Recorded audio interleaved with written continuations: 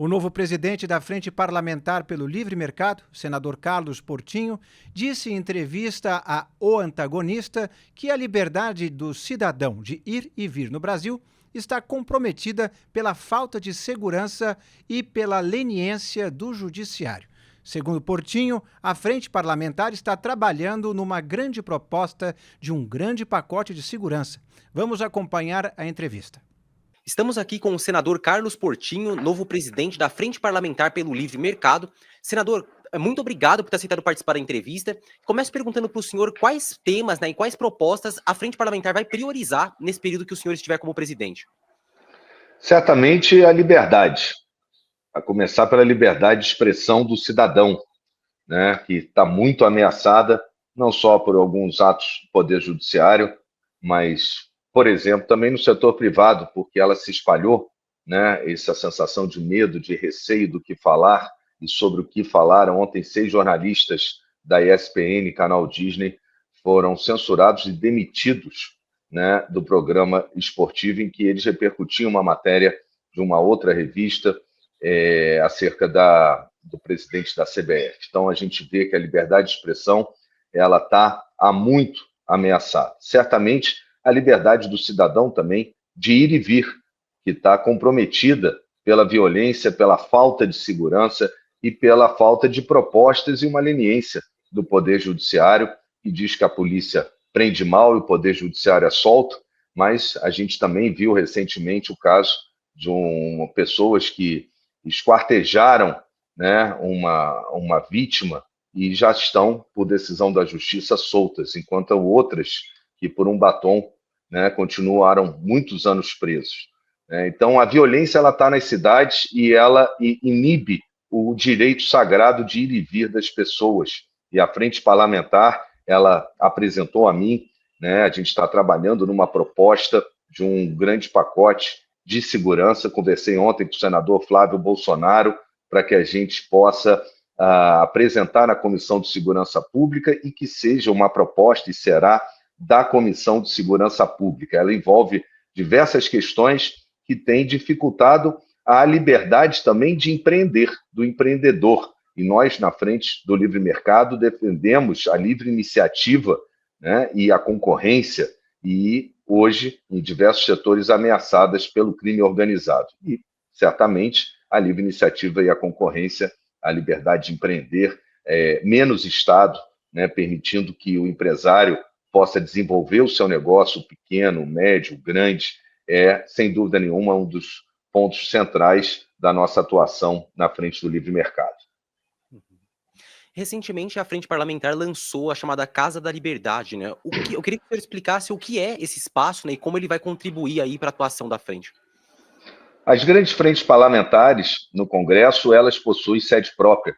E a Casa da Liberdade é a casa do cidadão, é a casa do empreendedor, é agora a sede da Frente do Livre Mercado, com o Instituto Liberal. A gente vai desenvolver lá nesse espaço, nessa sede, não só o evento de posse, que foi muito concorrido, mais 600 pessoas, autoridades, empresários estiveram presentes, mas também a gente vai estimular o debate sobre temas que estejam no Congresso Nacional e pautas que a frente possa representar setores da nossa sociedade. Vai ser um grande espaço de liberdade e de debate. E o senhor comentou sobre esse pacote, né, que inclusive a frente chegou a anunciar nessa semana também, que seria o Brasil Mais Seguro, né, o nome dele. Queria que o senhor detalhasse um pouco melhor quais são as medidas, as principais medidas que ele traz ali, propostas para, de fato, melhorar a segurança pública no país. O enfrentamento do crime organizado e dos pequenos delitos que são reincidentes, pessoas que cometem, né, de forma contumaz crimes nas ruas dos centros urbanos, na zona rural, né, roubo de celular. Pessoas têm passagem, mais de 100 passagens pela polícia e não estão presas. Elas saem na porta giratória daquela que já conhecida audiência de custódia, que serve, na verdade, para colocar em liberdade e permitir que marginais continuem praticando crime. A gente tem que libertar as pessoas de bem e prender aqueles que ameaçam a liberdade das pessoas de bem.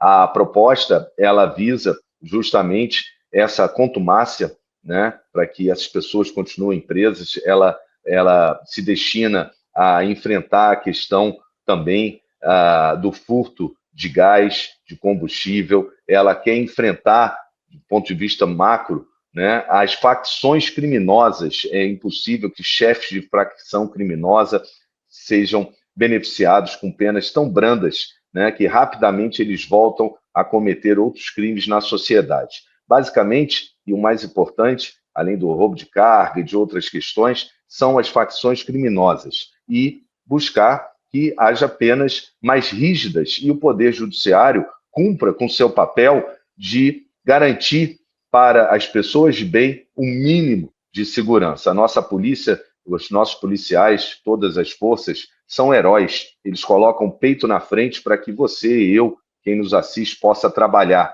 E eles têm que ser valorizados. O Poder Judiciário tem que cumprir o seu papel e não tem cumprido. O programa de desencarceramento, a PEC da centralização da segurança, onde o governo quer se comprometer a fazer o que ele já não faz. Por exemplo, roubo de carga acontece nas rodovias federais. Não precisa de uma PEC para isso. Precisa de ação da Polícia Rodoviária Federal coordenada com as outras polícias. Uma integração. Não que isso esteja centralizado no governo federal, que ele já não dá conta das suas competências.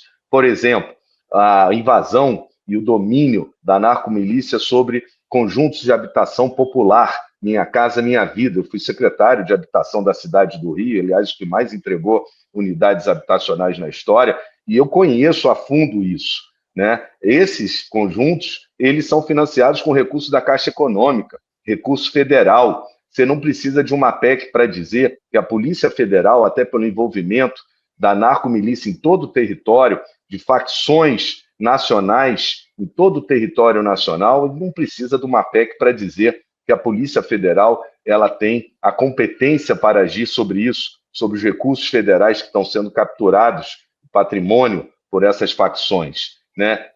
Lá na CPI, por exemplo, também da manipulação de resultado, a gente revelou como é que funciona um esquema nacional em que as células de manipulação do futebol brasileiro, especialmente, elas estão lá no Ceará um dia, outro dia vão para o Maranhão, outro dia estão em São Paulo, outro dia estão no Mato Grosso. São crimes nacionais. A gente não precisa de uma PEC para dizer o que já é competência da Polícia Federal, do Ministério Público Federal e do governo federal, que é enfrentar essas facções nacionais, o crime nacionalizado e recuperar os territórios que estão dominados, né? São territórios, não é nem mais um poder paralelo, é um Estado paralelo, como acontece aqui no Rio de Janeiro, em que você tem grande parte do nosso território da cidade em que o cidadão não pode entrar, os serviços não chegam, né? Ninguém precisa de uma PEC para fazer o que o governo federal, esse governo federal já tem competência e já deveria ter feito há muito tempo,